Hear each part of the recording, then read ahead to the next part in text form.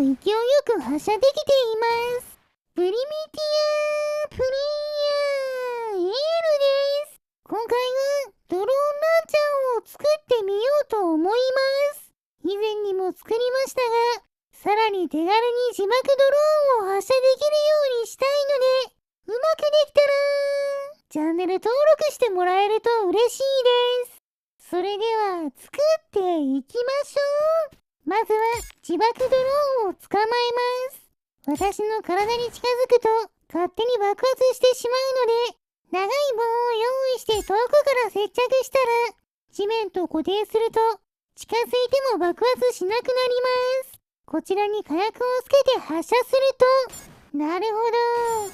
発射速度が足りないのか、当たっても爆発せずノーダメージです。なので火薬を増やしていってどんどん速度を増していきましょう。しかし火薬を大きくしすぎると火薬のダメージで爆発してしまいました。ドローンが壊れないギリギリの量になるように火薬を調整していくと、このくらいのサイズであればドローンがギリギリ耐えられることが分かったので、早速発射してみると、よし、ドローン衝突時と爆発時2回のダメージを与えられています。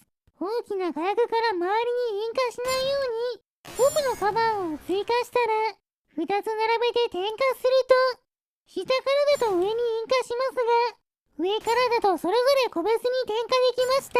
このまま並べていって全部で5発発射できるようにします。発射方法は火薬の後ろにつけた古代の合金にレーザーを当てるレーザー点火方式です。ちゃんと発射できています。ドローンも派手でいいんですが、後ろに飛んでいく古代の合金も結構威力があるみたいです。発射の仕組みはこれで OK として、あとは手で持って簡単に発射できるように、ベアリングを挟んでトリガースイッチとバッテリーをドローンからある程度離したところに取り付けます。これならトリガーを引いただけで発射し続けられるはずです。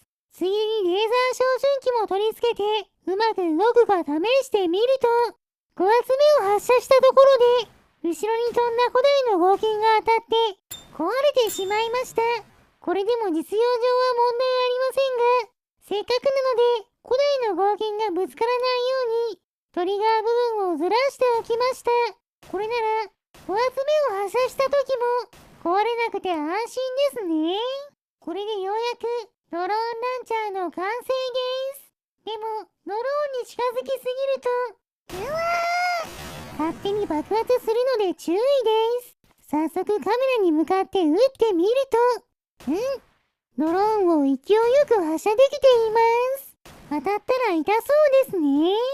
後ろにある木に向かって撃ってみると、ぶつかった時の衝撃と爆発のダメージによって木をボコボコにできています。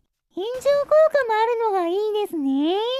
でも古代のロボットを狙うとドローンが当たっても爆発せずまともにダメージが入ってくれません。ロボットの体は結構安全な物質でできているみたいです。これでは倒すことはできませんね。そして古代のコアを狙ってもまともにダメージを与えられず、第一形態を破壊することができませんでした。見た目は派手ですが、硬い相手には弱い武器みたいです。では、いつものように巨大な木から狙っていきましょう。こちらの木も防御力が高いのでダメージが入りませんね。ちゃんと爆発はしていますが、単純に威力が足りないみたいです。近距離で撃っても無駄でした。そしてドローン工場の壁を狙っても破壊するだけのダメージを与えることができません。それでも風力発電機が相手なら少しずつダメージを与えることができています。そのまま何度もドローンランチャーを召喚して撃ち続けていくと、よし、なんとか破壊できました。それでは次はこちらのザコキャラの大群を狙ってドローンランチャーを撃ってみましょう。果たして倒すことはできるんでしょうか。早速発射すると、ザコギャラが貧弱すぎてドローンは爆発していませんが、爆発しなくても一発で複数のザコキャラを吹き飛ばすことができています。落ちている石などに当たれば爆発するので、いろいろ利用するのも良さそうです。それでは最後は、イエロースライムに効くように、銀の刃をそれぞれのドローンに取り付けたら、こちらの巨大スライムを狙って、ドローンランチャーで攻撃してみましょう。果たして倒すことはできるんでしょうか。いきますよ。発射ー。どんどんダメージが入っていって、やったー !2993 ダメージ。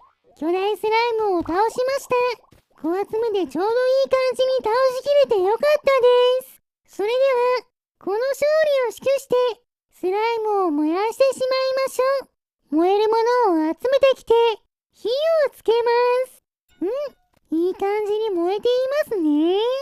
よし、スライムを食べ頃になったので、食べてしまいましょう。もちろん、今回頑張ってくれた、ドローンランチャーさんにも、お裾分けしてあげます。はい、どうぞ。